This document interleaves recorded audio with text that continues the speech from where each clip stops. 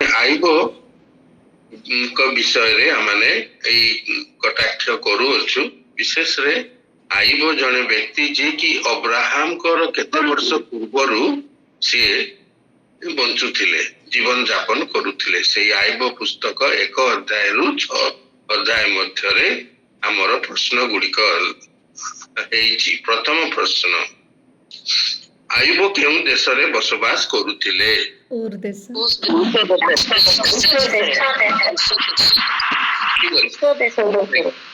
ଠିକ ଅଛି, thank you. ତାଙ୍କର କେତେ ଜଣ ପୁଅ ଓ ଝିଅ ଥିଲେ? 7ଟି ପୁଅ 3ଟି ଝିଅ। ସବୁ ଠିକ। କେଉଁମାନେ ଆୟୁବର ଉଷ୍ଟ୍ରପଲ ନେଇଗଲେ? କେଉଁମାନେ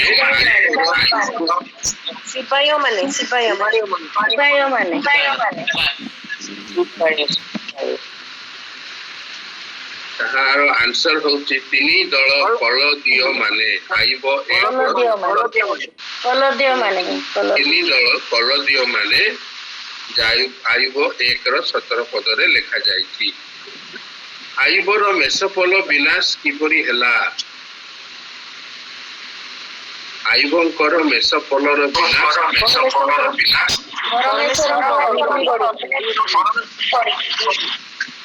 ଠିକ ଅଛି, ପରମେଶ୍ୱରଙ୍କର ଅଗ୍ନି ପଡିବାରୁ, ଆକାଶରୁ। ଆୟୁବର ପିଲାମାନେ କେଉଁଠାରେ ଏକତ୍ର ହୋଇ ଭୋଜନ ଓ ଦ୍ରାକ୍ଷାରସ ପାନ କରୁଥିଲେ?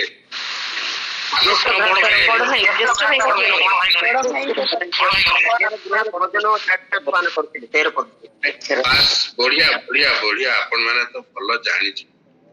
ଆୟୁବଙ୍କର କେତେ ହଳ ବଳଦ ଓ କେତେ ଗର୍ଦ୍ଦଭୀ ଥିଲେ? 1000 ବଳଦ ଆଉ 500 ଗଧ।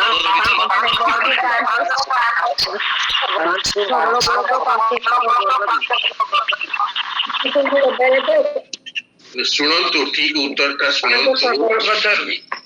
500 ହଳ ବଳଦ ଓ 500 ଗର୍ଦ୍ଦଭୀ। ହଁ, ଏଟା ଠିକ ଉତ୍ତର। କେତେ ଜଣ କହିଲେ 1000 ବୋଲିକିରି ଯେ, ସେଥିପାଇଁ। ଓକେ। ଶୟତାନ ଆୟୁବଙ୍କୁ କେତୋଟି ସ୍ତରରେ ପରୀକ୍ଷା କଲା? 4 ସ୍ତରରେ। ଠିକ ଅଛି। ସେଗୁଡିକ କଣ କହିପାରିବେ? ସେ 4ଟି ସ୍ତର ଗୁଡିକ କଣ? ତାଙ୍କର ସମ୍ପତ୍ତି, ତାଙ୍କର ସନ୍ତାନ,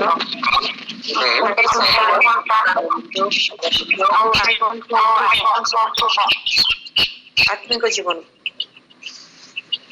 ଆଚ୍ଛା, ହଉ। ଶୁଣ, ପଶୁ ସମ୍ପଦର ବିନାଶ, ତାଙ୍କର ଧନ ସମ୍ପତ୍ତି ଆଉ ନାହିଁ, ଗଲା। ତାପରେ ପୁତ୍ର କନ୍ୟା ମାନଙ୍କର ମୃତ୍ୟୁ, ତାପରେ ଶାରୀରିକ ଯନ୍ତ୍ରଣା ଓ ଜ୍ୱାଳା, ତାପରେ ମିତ୍ର ମାନଙ୍କର ଯୁକ୍ତି, ଥଟ୍ଟା, ତର୍କ, ବିଚାର। ଏଇ 4ଟି ସ୍ତରରେ ଆୟୁବଙ୍କୁ ପରୀକ୍ଷା କରାଗଲା।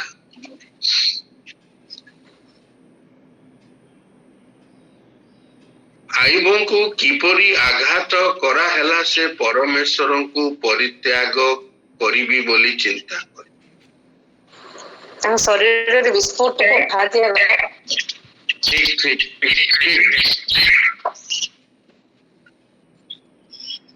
ଆୟୁବ ତାଙ୍କ ଶରୀରକୁ କୁଣ୍ଡାଇବାକୁ କଣ ବ୍ୟବହାର କଲେ?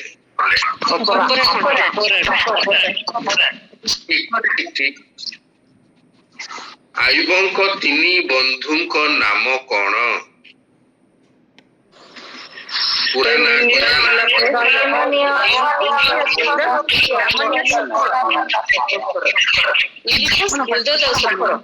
ଜଣେ କୁହନ୍ତୁ।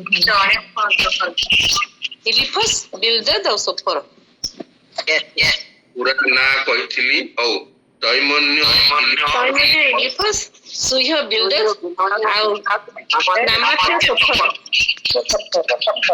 ଠିକ ଅଛି। ଆୟୁବଙ୍କ ଦୁଃଖ ବେଳେ ଏହି ମିତ୍ର ମାନେ ତାଙ୍କ ସହିତ କେତେ ଦିନ ରହିଲେ? 7 ଦିନ।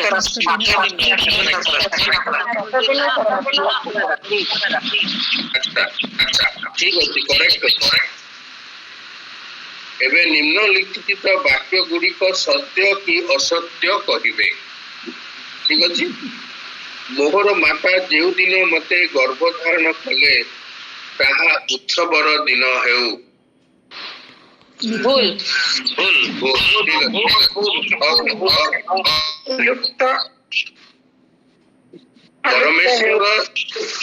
ପରମେଶ୍ୱର 6 ଗୋଟି ସଙ୍କଟରୁ ତୁମ୍ଭକୁ ଉଦ୍ଧାର କରିବେ। 7 ଗୋଟି ସଙ୍କଟରୁ।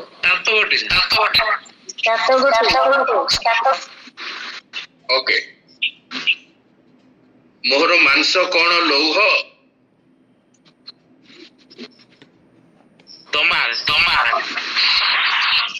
ସେଟା ମାନେ ପିତ୍ତଳ ମୋ ମାଂସ କଣ ପିତ୍ତଳ ପିତ୍ତଳ। ଠିକ ଅଛି। ଆୟୁବଙ୍କର ପରିସ୍ଥିତି ଦେଖି ତାଙ୍କର ବନ୍ଧୁମାନେ ରୋଦନ କଲେ।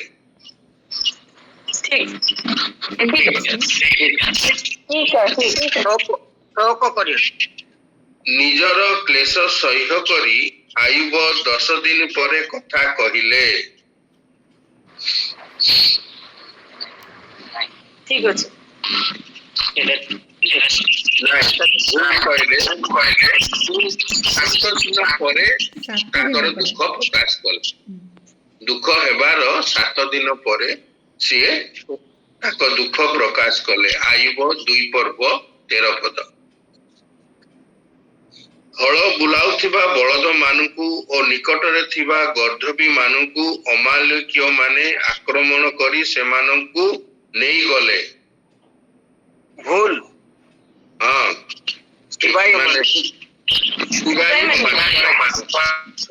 କରେକ୍ଟ।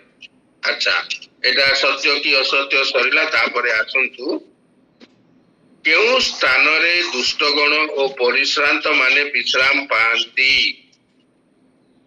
ସେ ସ୍ଥାନରେ। କବର ସ୍ଥାନରେ। ଠିକ। ତ ଆୟୁବ 3:17 କଣ କଲେ ଜଣେ ଈଶ୍ୱରଙ୍କୁ ପରିତ୍ୟାଗ କରିବ?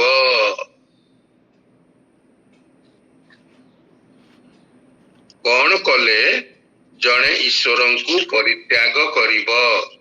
ପାପ କଲେ। କଷ୍ଟ ଯେ କଣ ପ୍ରକାର କଷ୍ଟ?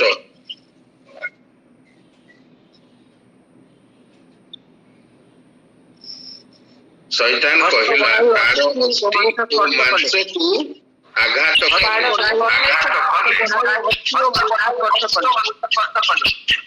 ଆୟୁବ 2 ପର୍ବ 5 ପଦ। ତାର ଅସ୍ଥି ଓ ମାଂସକୁ ଆଘାତ କଲେ ସିଏ ଈଶ୍ୱରଙ୍କୁ ପରିତ୍ୟାଗ କରିବ। ହେଲା। ଆୟୁବଙ୍କର ମନ୍ତବ୍ୟ ଅନୁସାରେ କିଏ ବଡ? ଈଶ୍ୱର।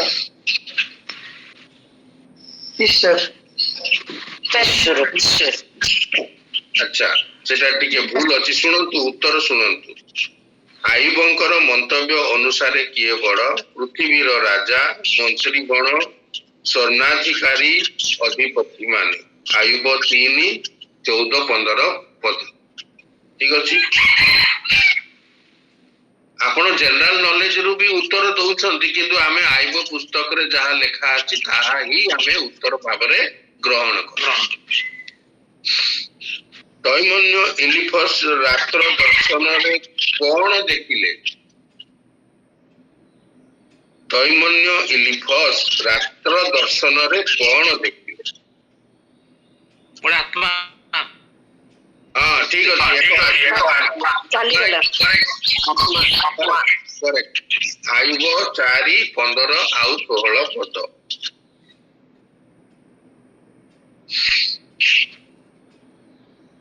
ସେଇ ନିରାକର ଆତ୍ମାର ସନ୍ଦେଶ କଣ ଥିଲା? ଯୋଉ ଆତ୍ମାକୁ ସେ ଦର୍ଶନ କଲେ, ନିରାକାର ଆତ୍ମା, ତାର ସନ୍ଦେଶ କଣ ଥିଲା? ସବୁ ନିଶବ୍ଦ ଥିଲା, ଆହୁରି ମୂର୍ତ୍ତି ଥିଲା।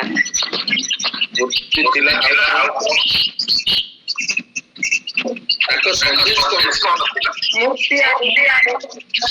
ମର୍ତ୍ତ୍ୟ ମନୁଷ୍ୟ କଣ ପରମେଶ୍ୱରଙ୍କ ଅପେକ୍ଷା ଅଧିକ ଧାର୍ମିକ? ଆଇବ ଚାରି କହୁ ଆଉ ଖାଲି ସେତିକି? ନିଜ ସୃଷ୍ଟିକର୍ତ୍ତା ଅପେକ୍ଷା ମନୁଷ୍ୟ କଣ ଅଧିକ ସୂଚି ହେବ?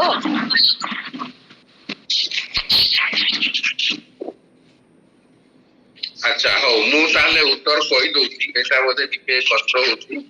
ପ୍ରଥମ ଯେ କହିଲେ ମର୍ତ୍ତ୍ୟ ମନୁଷ୍ୟ କଣ ପରମେଶ୍ୱରଙ୍କ ଅପେକ୍ଷା ଅଧିକ ଧାର୍ମିକ, ତାପର ସନ୍ଦେଶ ଅଛି ଯୋଉମାନେ ମୂର୍ତ୍ତିକା ନିର୍ମିତ ଗୃହରେ ବାସ କରନ୍ତି ସେମାନେ କୀଟ ତୁଲ୍ୟ ମର୍ଦ୍ଦିତ ହୁଅନ୍ତି।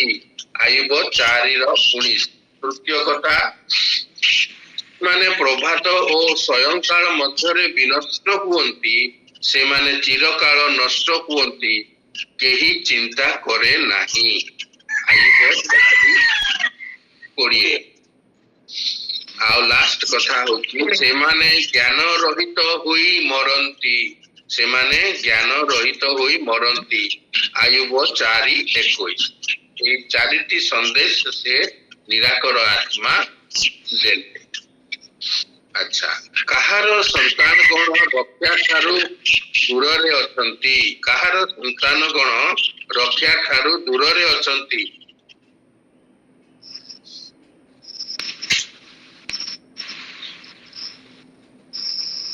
ଅଜ୍ଞାନର ସନ୍ତାନ ମାନେ।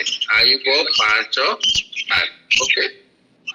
ମୂର୍ଖକୁ କଣ ନାଶ କରେ? ମୂର୍ଖକୁ କଣ ନାଶ କରେ? ଅଜ୍ଞାନ। ଅନ୍ତର୍ଜଳା।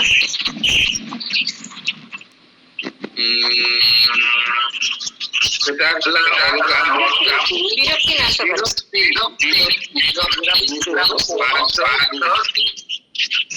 ନିର୍ବୋଧକୁ କେଉଁ ବିଷୟ ବୋଧ କରେ?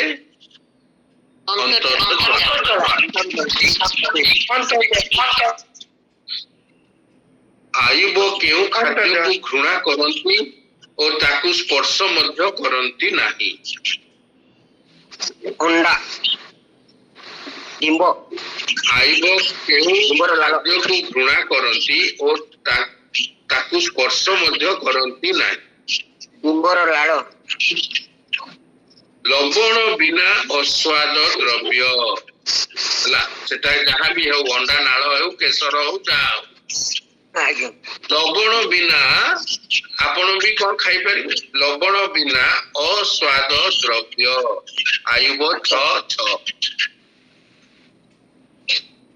କିଏ ନିଜ ଲୋକକୁ ଉଚ୍ଚରେ ସ୍ଥାପନ କରନ୍ତି? ପରମେଶ୍ୱର।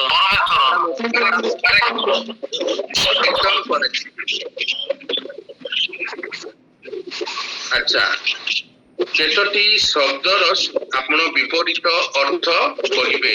ଜେନେରାଲ ନଲେଜରୁ ନୁହେଁ, ଆୟୁବ ପୁସ୍ତକରୁ ମୁଁ କେତୋଟି ଶବ୍ଦ ନେଇଛି, ତାର ବିପରୀତ ଅର୍ଥ ସେଇ ବହିରୁ ହିଁ କାଢିବେ। ଅରୁଣୋଦୟ। ଅରୁଣୋଦୟ। ରାତ୍ରି। ନାହିଁ। ଆୟୁବ 3:9। ସିଦ୍ଧ।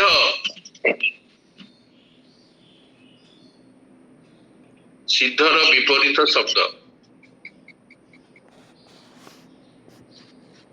ଦୁଷ୍ଟ। ଆୟୁବ 3:17। ଠିକ ଅଛି। କ୍ଲେଶ ର ବିପରୀତ ଶବ୍ଦ ଆନନ୍ଦ। ଆନନ୍ଦ। ଠିକ ଅଛି। ଆୟୁବ ପୁସ୍ତକରେ ଲେଖା ଯାଇଛି ମହାନନ୍ଦ। ଆୟୁବ 3:22। ଠିକ ଅଛି। ଏବେ ତିନିଟି ଶବ୍ଦ ତାର ସମାନ ଅର୍ଥ କୁହନ୍ତୁ ସେଇ ଆୟୁବ ବହିରୁ। ହେଲା, ଉଜାଡ ସମାନ ଅର୍ଥ। ବିନାଶ। ହଁ, ସେଇ ଆୟୁବ 4:7। ମୁଢା। ମୂର୍ଖ। ନିର୍ବୋଧ। ହଁ, ଠିକ ଅଛି। ଅଜ୍ଞାନ। ଆୟୁବ 5:3। ଭ୍ରମଣ। ବୁଲିବା। ପୁସ୍ତକରୁ କୁହନ୍ତୁ। ଭ୍ରମଣର ସମାନ ଅର୍ଥ ହଉଛି ଯାତ୍ରା। ଆୟୁବ 6 ର 18 ପଦ। ଓକେ, ଏବେ ଆଉ ଏକ ପ୍ରକାରର ପ୍ରଶ୍ନ। କିଏ ଦୁର୍ବଳ ହସ୍ତକୁ ସବଳ କରିଅଛି? ଆଇବ ହଁ, ଏଗୁଡିକ ଠିକ ଅଛି ବାକ୍ୟ ଗୁଡିକ। କେଉଁ ଲୋକ ଧନ୍ୟ?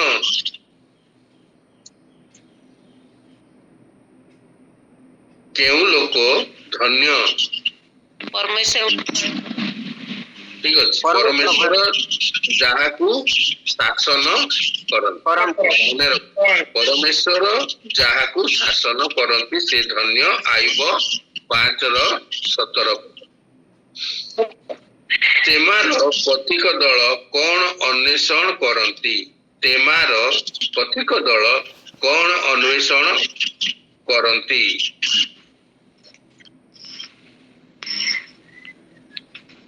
ସେମାନେ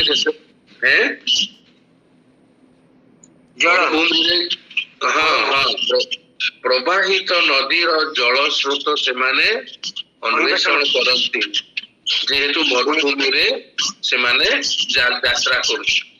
ଆୟୁବ 6 ର 19। ବାକ୍ୟ ଗୁଡିକ କିଏ ଉଚ୍ଚାରଣ କରି କହିଲେ? ହେଲା, 5ଟା ବାକ୍ୟ ଲେଖା ହେଇଛି, ସେଗୁଡିକ କିଏ କହିଲେ ଆପଣ ମାନେ କହିବେ। ପରମେଶ୍ୱର ବିଷୟକ ଭୟ ତୁମର ବିଶ୍ୱାସ ଭୂମି ନୁହେଁ କି?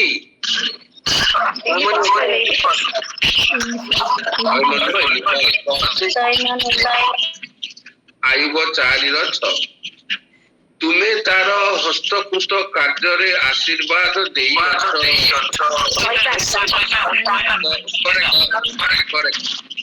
ଆୟୁବ 1 ର 10। ତୁମେ ଦୁର୍ବଳ ଆଣ୍ଠୁକୁ ଦୃଢ କରିଅଛ।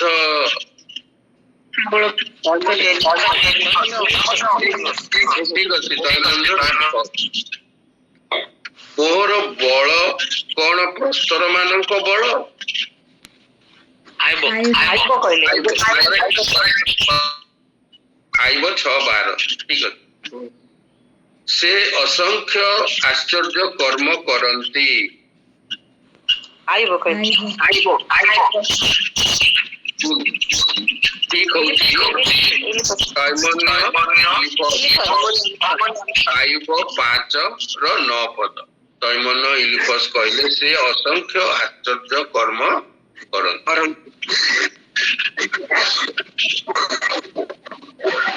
ଆୟୁବ ତାଙ୍କ ଜନ୍ମ ଦିବସ ବିଷୟରେ ମନ୍ତବ୍ୟ ଦେଇଥିଲେ। ଠିକ ଅଛି। ସେହି ବିବୃତ୍ତି ଗୁଡିକ ଠିକ କିମ୍ବା ଭୁଲ କହିବେ। ଯୋଉ ତାଙ୍କ ଜନ୍ମଦିନ ବିଷୟରେ ଆୟୁବ କହିଲେ କଥା, ସେଗୁଡା ଲେଖି ଅଛି, ସେଟା ଠିକ କି ଭୁଲ କହିବେ। ସେଦିନ ଗଣନା କରା ନ ଯାଉ। ଠିକ ଅଛି। ପରମେଶ୍ୱର ଉର୍ଦ୍ଧ୍ୱରୁ ଦିନଟିର ତତ୍ତ୍ୱ ନ ନିଅନ୍ତୁ।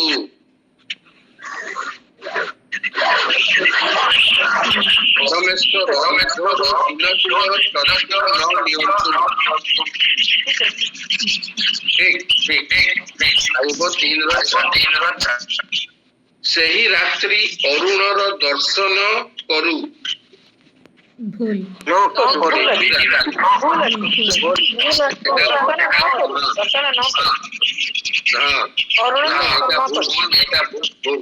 ଆୟୁବ 3:9। ଉଦରରୁ ପଡିବା ମାତ୍ରେ କାହିଁକି ମୁଁ ବଞ୍ଚିଗଲି? କାହିଁକି ମୁଁ ମଲି ନାହିଁ, ଏଇଟା ଭୁଲ ଅଛି।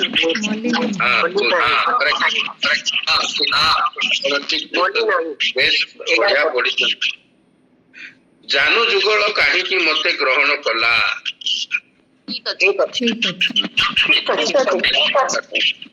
ଆୟୁବ 3:12। ଏପରି ଶିଶୁ ହୋଇଥାନ୍ତି ଯିଏ କି ଆଲୋକ ଦେଖିଥାନ୍ତି।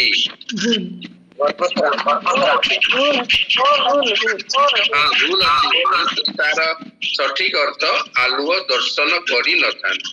ହେଲା, ବନ୍ୟ ଗର୍ଦ୍ଦଭ କାହିଁକି ବୋବାଏ?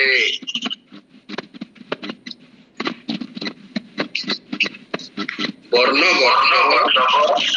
କାହିଁକି ଡୁବାଏ? ଉତ୍ତର ହେଉଛି ଘାସ ନଥିଲେ। ଆଇବ 6:5। କେଉଁ ସବୁ ବିଷୟ ଏକତ୍ର କଲେ ତାହା ସମୁଦ୍ର ବାଲି ଠାରୁ ଭାରି ହୁଅନ୍ତା?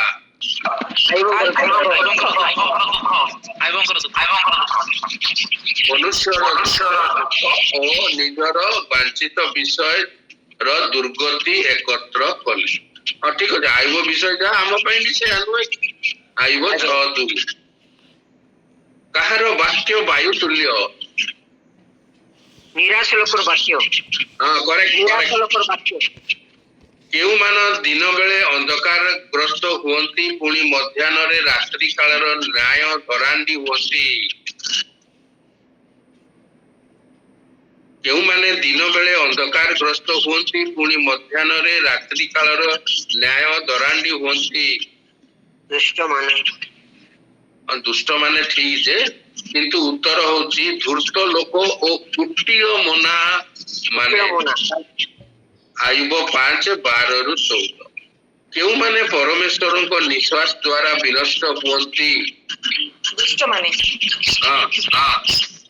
ତାର ଠିକ ଉତ୍ତର ଯେଉଁମାନେ ଅଧର୍ମ ଚଷନ୍ତି ଓ ଦୁଃଖ ରୂପ ବୀଜ ବୁଣନ୍ତି। ଆୟୁବ 4:8। ବାକ୍ୟାଂଶ ଗୁଡିକ ହଁ କିମ୍ବା ନାରେ ଉତ୍ତର ଦିଅ। ହେଲା, କେତୋଟି ବାକ୍ୟ ଲେଖିଛି, ସେଟା ହଁ କି ନା ବୋଲି କହିବେ।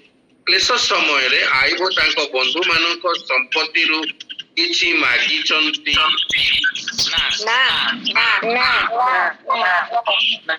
ଆୟୁବଙ୍କ ସାଙ୍ଗମାନେ ତାଙ୍କର ବିପତ୍ତି ଦେଖି ଭୀତ ହେଲେ କି?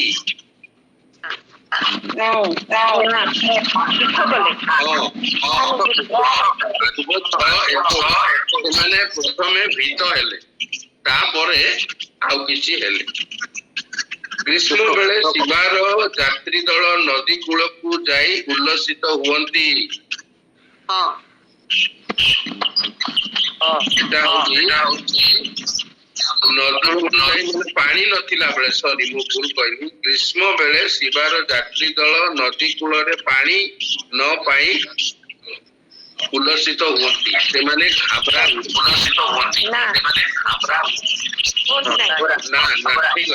ଠିକ ଅଛି। ଛଅର 19-20। ମୋହର ଉପଦ୍ରବୀ ମାନଙ୍କ ହସ୍ତରୁ ମତେ ମୁକ୍ତ କର, ଏପରି ଅନୁରୋଧ ଆଇବ ଆପଣା ମିତ୍ର ମାନଙ୍କୁ କଲେ କି? ଠିକ ଅଛି। ପୂର୍ବ ଦେଶୀୟ ସମସ୍ତ ଲୋକଙ୍କ ଅପେକ୍ଷା ମହାନ ହୋଇଥିଲେ। ଆଇବ 1:3। ଆଇବ ପୂର୍ବ ଦେଶ ଲୋକମାନଙ୍କ ଠାରୁ ସବୁଠାରୁ ମହାନ। ଓକେ, ଏବେ ଶୂନ୍ୟ ସ୍ଥାନ ପୂରଣ କର। ଅତ୍ୟଧିକ ଦୁଃଖ ପାଇବାକୁ ଆୟୁବଙ୍କ ବାକ୍ୟ ଡ୍ୟାଶ ହୋଇଅଛି। ଅତ୍ୟଧିକ ଦୁଃଖ ପାଇବାରୁ ଆୟୁବଙ୍କର ବାକ୍ୟ ମାନେ ଡ୍ୟାଶ ହୋଇଅଛି। ସେ ଶୂନ୍ୟ ସ୍ଥାନଟା ପୂରଣ କରୁ। ଅବିବେଚନା ଯୁକ୍ତ। ଆୟୁବ 6:3। ଦୁଃଖ ଯୋଗୁ ଆୟୁବଙ୍କ ବାକ୍ୟ ଅବିବେଚନା ଯୁକ୍ତ। ଆୟୁବ 6:3। ଆୟୁବ ନିଜର ଅସହାୟତା ଓ ଦୁର୍ବଳତାକୁ ପ୍ରକାଶ କରି କହିଲେ, ମୋର ବଳ ନୁହେଁ କି ମୋର ବଳ ଡ୍ୟାଶ ନୁହେଁ କି ମୋର ମାଂସ ଡ୍ୟାଶ ନୁହେଁ। ଏଟା କହିପାରିବେ। ହଁ, ପିତ୍ତଳ ନୁହେଁ କି ମୋର ମାଂସ ପ୍ରସ୍ତର ମାନଙ୍କର ନୁହେଁ କି ପିତ୍ତଳ ନୁହେଁ। ଆୟୁବ 6:12। ଏ ପ୍ରକାର ଅସହ୍ୟ ଦୁଃଖରେ ବସି ରହିଥିବା ଅପେକ୍ଷା ଆୟୁବ ଚାହିଁଲେ ଈଶ୍ୱର ତାଙ୍କୁ ଡ୍ୟାଶ କରନ୍ତି,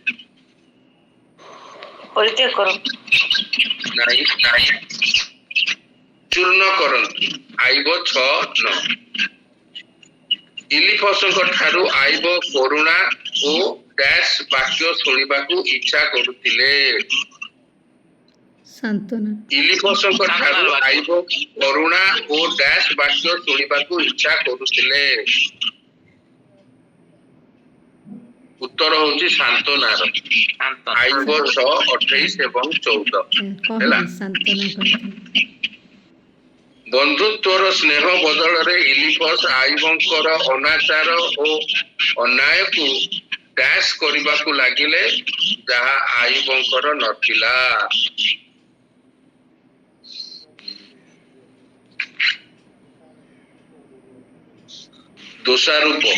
ଦୋଷାରୋପ କରିବାକୁ ଚାହିଁଲେ 6, 24 ଆଉ 30। ଆଇବ ବାରମ୍ବାର କହନ୍ତି ଯେ ତାଙ୍କର କୌଣସି ଦୁରାଚାର କିମ୍ବା ଅନ୍ୟାୟ ନାହିଁ ଏବଂ ସେ ଈଶ୍ୱରଙ୍କ ଛାମୁରେ ଡ୍ୟାସ୍ ଓ ଦୋଷ ରହିତ। ବିନୟ କରୁଛି ବାରମ୍ବାର। ନିରୀହ। ଉତ୍ତର ହଉଛି ଆଇବ ବାରମ୍ବାର ପ୍ରକାଶ କରନ୍ତି ଯେ ତାଙ୍କର କୌଣସି ଦୁରାଚାର କିମ୍ବା ଅନ୍ୟାୟ ନାହିଁ ଏବଂ ସେ ଈଶ୍ୱରଙ୍କ ଛାମୁରେ ନିରୀହ ଓ ଦୋଷ ରହିତ। ନିରୀହ।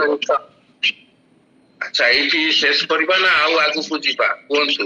ଯଦି ଏବେ 5:30 ହେଇଛି, ଆଉ କେତେଟା ଭାଇ କ୍ୱେଶ୍ଚନ ଅଛି? ଆଉ 4ଟା ଅଛି। ଆଇବ ପୁସ୍ତକ ଏକ ଅଧ୍ୟାୟରୁ 6 ଅଧ୍ୟାୟ ମଧ୍ୟରେ ଆମେ କଣ ଶିକ୍ଷା ଲାଭ କରୁ କୁହନ୍ତୁ? ଆଇବ ପୁସ୍ତକ 6 ଅଧ୍ୟାୟ ମଧ୍ୟରେ ଆମେ କଣ ଶିକ୍ଷା ଲାଭ କରୁ? ପରମେଶ୍ୱରଙ୍କୁ ପରିତ୍ୟାଗ କରିବା। ଆଇବଙ୍କର ଚରିତ୍ର, ତାଙ୍କ ପରୀକ୍ଷା ଏବଂ ତାଙ୍କ ଆଇବଙ୍କର ଚରିତ୍ର, ତାଙ୍କ ପରୀକ୍ଷା ଏବଂ ତାଙ୍କର 3 ମିତ୍ରଙ୍କର ଦୁଃଖ,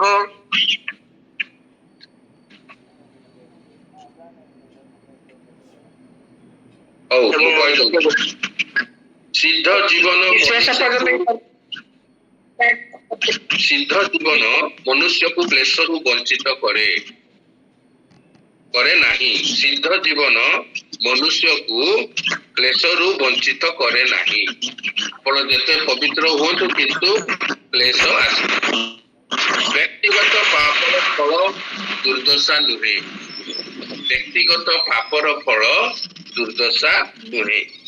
ଧ୍ୱଂସ ମଧ୍ୟରେ ଆମେ ଈଶ୍ୱରଙ୍କର ଉପାସନା କରିବାକୁ ଇଚ୍ଛା କରିପାରିବା। ଧ୍ୱଂସ ମଧ୍ୟରେ ଆମେ ଈଶ୍ୱରଙ୍କର ଉପାସନା କରିବାକୁ ଇଚ୍ଛା କରିପାରିବା। ମନୁଷ୍ୟର ଆତ୍ମିକ ଯୁଦ୍ଧ ବେଳେ ପରମେଶ୍ୱର ସଦାବେଳେ ଆୟୁକ୍ତ କରନ୍ତି। ମନୁଷ୍ୟର ଆତ୍ମିକ ଯୁଦ୍ଧ ବେଳେ ପରମେଶ୍ୱର ସଦାବେଳେ ଆୟତ୍ତ କରନ୍ତି, ଈଶ୍ୱର ଛାଡ଼ି ଦିଅନ୍ତି ନାହିଁ। ଶେଷ ହେଲା ଭାଇ। ବିନୟ ଭାଇ ସଭାଟିକୁ ଆପଣ ପରିଚାଳନା। ଥ୍ୟାଙ୍କ ୟୁ ସଞ୍ଜୀବ ଭାଇ।